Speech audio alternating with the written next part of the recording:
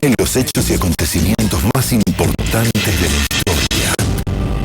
Bueno, hoy tenemos la historia del juicio de Nuremberg, o de los juicios de Nuremberg, un acontecimiento, un hito histórico trascendente en la historia de la humanidad, porque es la primera vez en la historia en la que los vencedores juzgan a los vencidos, y dentro de esta situación tan especial, tan particular, se castiga por primera vez los denominados delitos contra la humanidad. ¿En qué consistieron o en qué consistió, vamos a llamarlo, el juicio de Nuremberg? Fue obviamente el escenario Segunda Guerra Mundial, fines de la Segunda Guerra Mundial.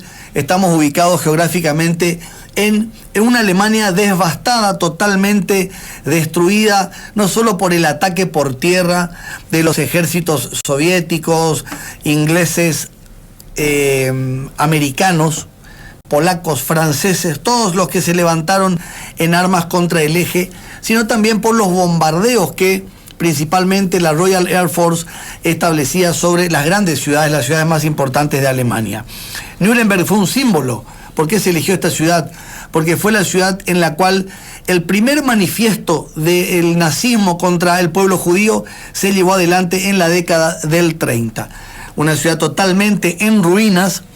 Son tomados prisioneros muchos jerarcas del partido nazi, dentro de los cuales tenemos principalmente a Rudolf Hess, tenemos a von Ribbentrop, el ex canciller de la Alemania nazi.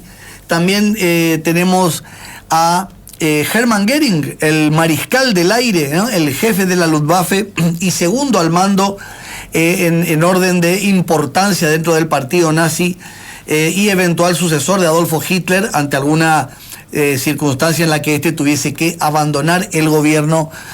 También otros que tuvieron una participación, si se quiere, en los mandos intermedios, y también algunos que fueron directamente señalados o considerados como carniceros en los campos de concentración que por ese entonces obviamente pululaban por toda la Europa central.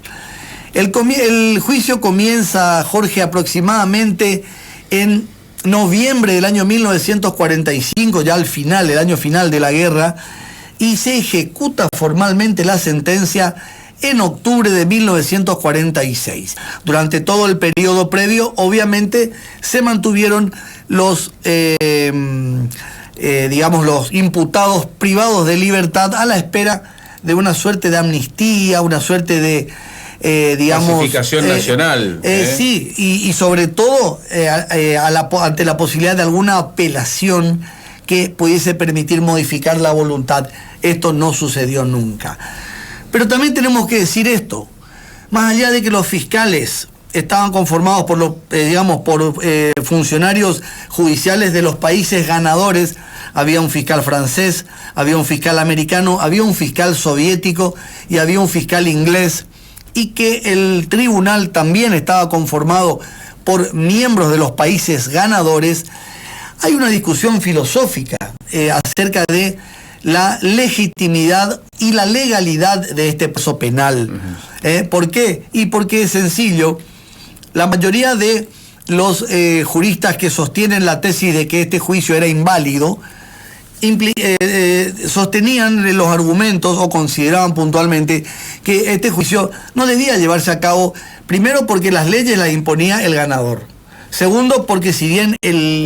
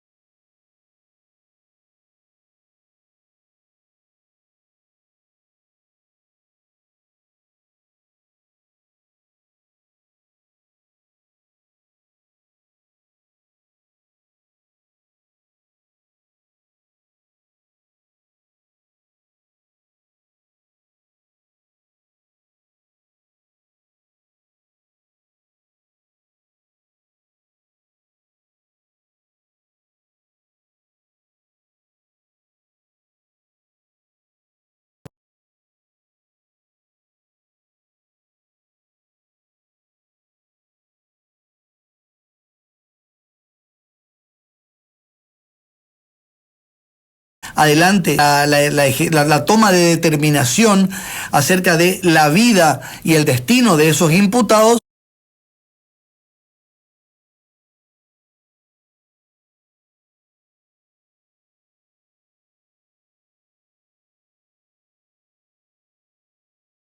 que de alguna manera le quitaría legalidad a este juicio. Desde el punto de vista filosófico, moral, ¿era, digamos, justo juzgar a aquellos que llevaron adelante crímenes de guerra? Nadie lo puede discutir. Desde el punto de vista de la legalidad,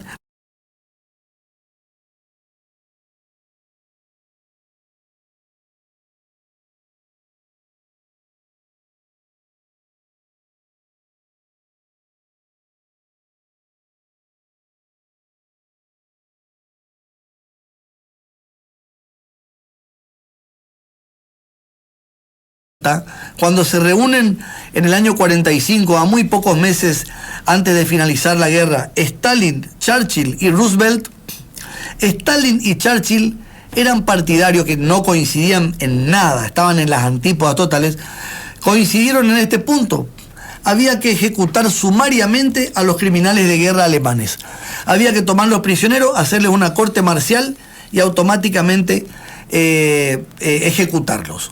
Obviamente, Roosevelt, defensor, digamos, del sistema democrático y defensor de una, digamos, ideología, una manera de pensar americana que ya lleva muchos años, tenía el peso de la opinión pública en el sentido de que debía llevarse a proceso, debía someterlos a juicio a cada uno de estos responsables de lo que sucedió durante el periodo del nazismo y eventualmente luego el cumplimiento de la condena. Esta es la postura que al final termina prevaleciendo, la postura de llevar al proceso, que es lo que sucede.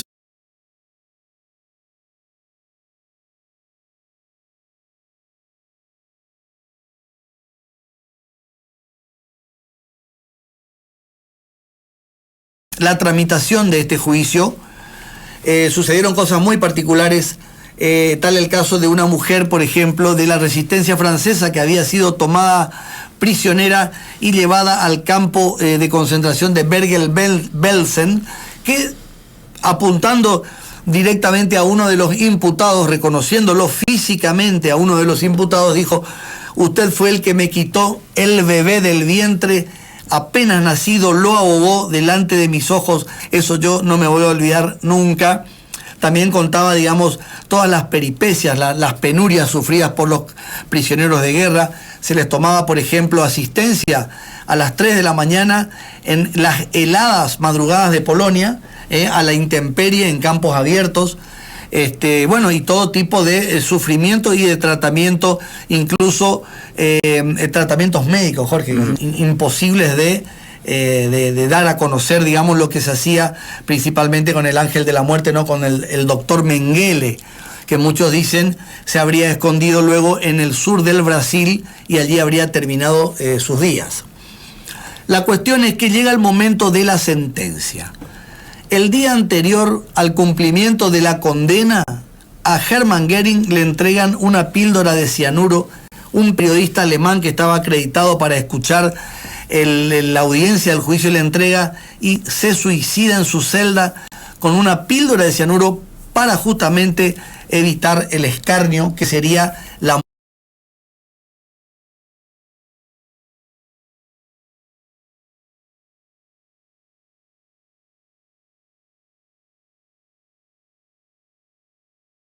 me llamó la atención al canciller alemán, a von Ribbentrop.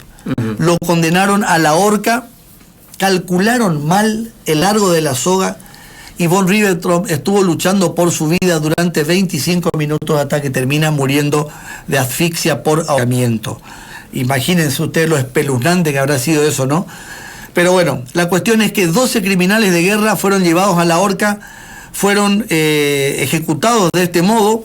Muchos otros tuvieron que cumplir prisiones de por vida, como el caso de Rudolf Hess, que termina muriendo, si no me equivoco, en el año 1995, ya estaba llegando a los 100 años prácticamente Rudolf Hess, el segundo del partido nazi, el vicepresidente del partido nazi. Encima larga vida tenía. Sí, exactamente. En el en el castillo de Spandau, en la Alemania Oriental, que luego pasó a la Unión Soviética.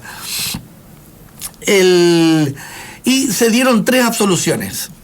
3 personas imputadas en